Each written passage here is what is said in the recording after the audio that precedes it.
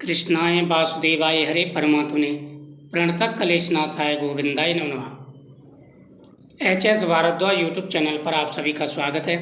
आज मैं आपको फाल्गुन मास के कृष्ण पक्ष की एकादशी की कथा सुना रहा हूँ। सबसे पहले तो आप भगवान का पूजन कर लें, भगवान के सामने दीपक जलाएं, भगवान के सामने नैवेद्य केले का फल और तुलसी दल समर्पित करें। भगवान के सामने प्रार्थना करें कि प्रभु आज मैं व्रत रखूँगा। साथ ही अगर आपके मन में कोई कामना है तो वह भगवान से जरूर बोलें कि हे गोविंद, आज मैं पूरे नियम के साथ में व्रत रखूँगा, मेरे ऊपर अपनी कृपा दृष्टि बनाए रखें। इस प्रकार से आपको भगवान के सामने संकल्प करना है। एकादशी के दिन घर में लड़ाई झगड़ा ना करें, तामसिक भोजन नहीं बनना चाहिए, किसी का अपमान नहीं करना है। इन बातों का विशेष रूप से ध्यान रखें। इस दिन गौ माता को फल खिला के आना।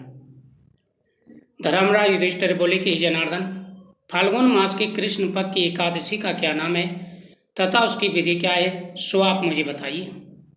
श्री कृष्ण भगवान बोले, हे राजन, फाल्गुन मास के कृष्ण पक्ष की एकादशी का नाम विजय है। उसके व्रत के प्रभाव से मनुष्य को विजय मिलती है।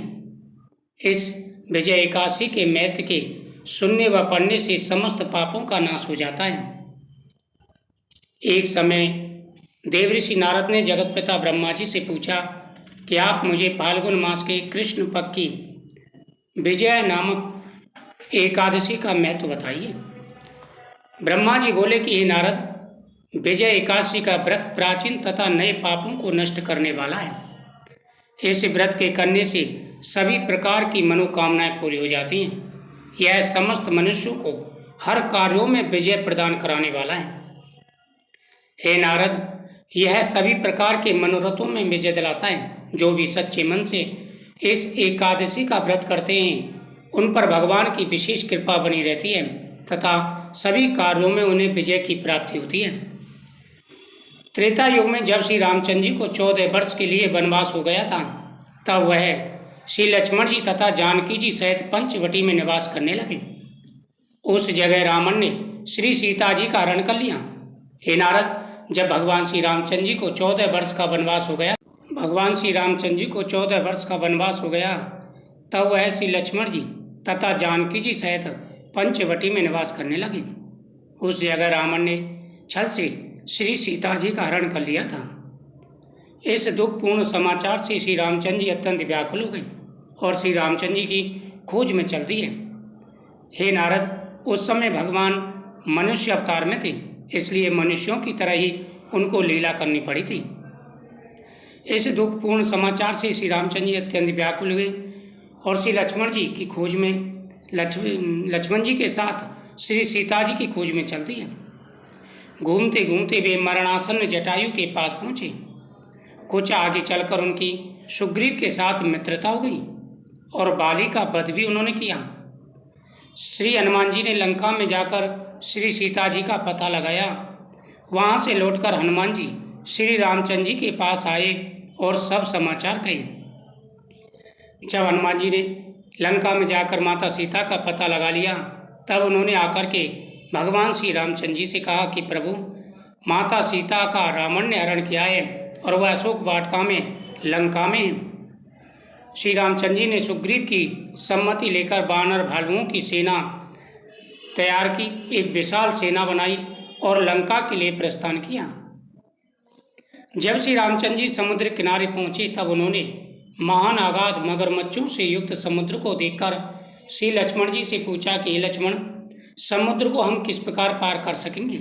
जब भगवान श्री रामचंद्र जी ने अपनी सेना तैयार कर ली और सेना के साथ वह लंका के लिए प्रस्थान करने लगे, तभी रास्ते में उन्होंने समुद्र को देखा। वह समुद्र महान अगाध था, 400 योजन में फैला हुआ था। अब भगवान रामचंद्र जी ने लक्ष्मण से कहा कि लक्ष्मण, यह तो समुद्र बहुत विशाल है, हम इसको किस प्रकार पार कर सकेंगे। श्री लक्ष्मण जी बोले कि हे प्रभु, यहाँ से करीब आधा योजन की दूरी पर कुमारी द्वीप पर बगदालम नाम के मुनि रहते हैं। आप उनके पास जाकर इसका उपाय पूछिए। लक्ष्मण जी के वचनों को सुनकर श्री रामचंद्र जी बगदालम ऋषि के पास गए और उनको प्रणाम करके बैठ गए। मुनि ने उनसे पूछा कि हे राम जी, आप कहाँ से पधारे हैं। श्री रामचंद्र जी बोले कि महर्षि, मैं अपनी सेना सहित यहाँ आया हूँ और राक्षसों को जीतने लंका जा रहा हूँ। आप कृपा कर समुद्र पार करने का कोई उपाय बताइए। भगदालम ऋषि बोले कि हे राम जी, मैं आपको एक उत्तम व्रत बताता हूँ। वैसे तो आप सब कुछ जानते हैं। फाल्गुन मास के कृष्ण पक्ष की विजय नाम की एकादशी है। वह सभी प्रकार के कार्यों में विजय दिलाती है। यदि आप इसका व्रत करेंगे तो अवश्य तुम्हारी विजय होगी। हे राम जी, इस व्रत की विधि यह है कि दशमी के दिन स्वर्ण, चांदी, तांबा या मिट्टी का एक घड़ा बनावें। उस घड़े को जल से भरकर तथा उस पर पंच पल्लव रखकर वेदी पर स्थापित करें। घड़े के नीचे सतनजा 7 अनाज मिले हुए और ऊपर जौ रखें। उस पर श्री नारायण भगवान की स्वर्ण प्रतिमा स्थापित करें। एकादशी के दिन स्नान आदि से निवृत्त होकर धूप दीप नैवेद्य आदि से भगवान की पूजा करके वह दिन भक्ति पूर्वक घड़े के सामने व्यतीत करें। रात्रि को भी उसी तरह बैठे रहकर जागरण करना चाहिए। द्वादशी के दिन नदी या तालाब के किनारे स्नान आदि से निवृत्त होकर उस घड़े को ब्राह्मण को दे देना चाहिए। हे राम, यदि तुम इस व्रत को सेनापतियों के साथ करोगे तो अवश्य विजय की प्राप्ति होगी। इसके पश्चात श्री रामचंद्र जी ने विधि पूर्वक विजय एकादशी का व्रत किया और उसके प्रभाव से लंका में राक्षसों पर विजय पाई। अतः हे राजन, जो मनुष्य इस व्रत को विधि पूर्वक करेगा उसे दोनों लोकों में विजय की प्राप्ति होगी।